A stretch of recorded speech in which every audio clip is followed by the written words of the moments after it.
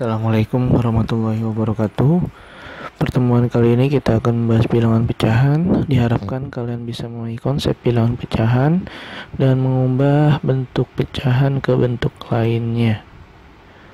Konsep bilangan pecahan, seandainya ada gambar seperti ini, ada lingkaran dengan 4 bagian di mana satu bagian diarsir. Maka ketika kita menulis dalam bentuk pecahan adalah satu bagian yang diarsir dengan 4 bagian keseluruhan, seperti itu namanya bagian pecahan. Jadi untuk yang diarsir adalah 1/4.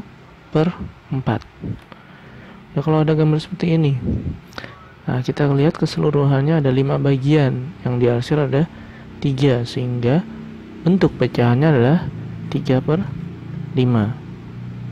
Demikian juga seperti ini, 1, 2, 3, 4, 5, 6, 7, 8 bagian dengan 2 bagian diarsir, sehingga bisa ditulis dengan 2/8.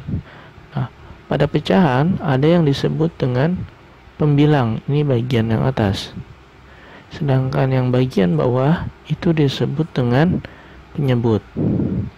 Kemudian kita perhatikan kembali antara lingkaran yang satu dengan lingkaran yang satu lagi.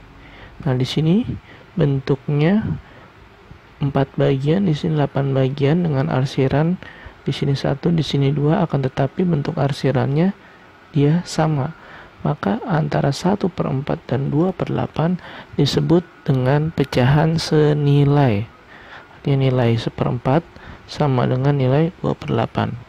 Atau dengan kata lain, dengan 2/8 nya kita perkecil.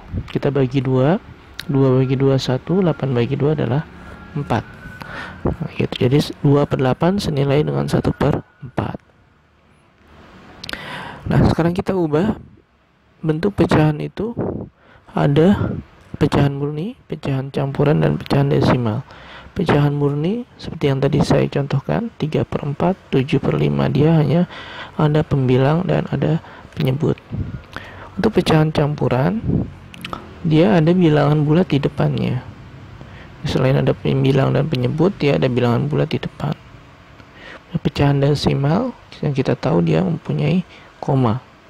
Nanti ada lagi pecahan persen dan per mil. Nah, untuk saat ini kita akan belajar mengubah pecahan campuran ke dalam pecahan murni atau sebaliknya. Contoh misalkan pecahan campuran 2, 3/4 kita rubah ke murni, itu bagaimana caranya? Tinggal kita kalikan penyebut dengan bilangan bulat, 4 kali 2 8, kemudian hasilnya kita tambahkan dengan pembilangnya. Jadi 4 kali 2 ditambah 3, 4 kali 2 8, tambah 3 adalah 11/4. Nah, bagian bawahnya tetap tidak berubah. Ini mengubah dari pecahan campuran ke dalam pecahan murni. Begini contoh yang lain, 3/4/7, berarti 7 kali 3 ditambahin 4, sehingga 7 kali 3 21, 21 tambah 4 25. Bawahnya adalah tetap 7. Bagaimana kalau sebaliknya dari pecahan biasa ke dalam pecahan campuran? Nah, untuk pecahan biasa murni atau biasa ke pecahan campuran, kalian membutuhkan bagian bersusun ke bawah. 29 bagi 6, berarti kamu cari perkalian 6 yang tidak lebih dari 29. Berarti 6 kali 4, karena 6 kali 4 adalah 24, sedangkan kalau 6 kali 2 30, udah lewat, jadi tidak boleh. 6 kali 4 adalah 24, kita kalikan. Nah, ini hasilnya kita kurangkan, 29 dikurang 24 adalah 5. Perhatikan cara penulisannya.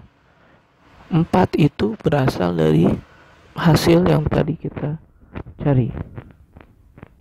5 itu berasal dari sisa pembagian, dan 6 berasal dari bilangan penyebutnya. Itu jadi 6 dari penyebutnya, bilangan bulat ini kita peroleh dari hasil pembagiannya, sedangkan 5 atau pembilangnya kita peroleh dari sisa pembagian. Demikian cara mengubah pecahan campuran ke dalam pecahan murni atau sebaliknya.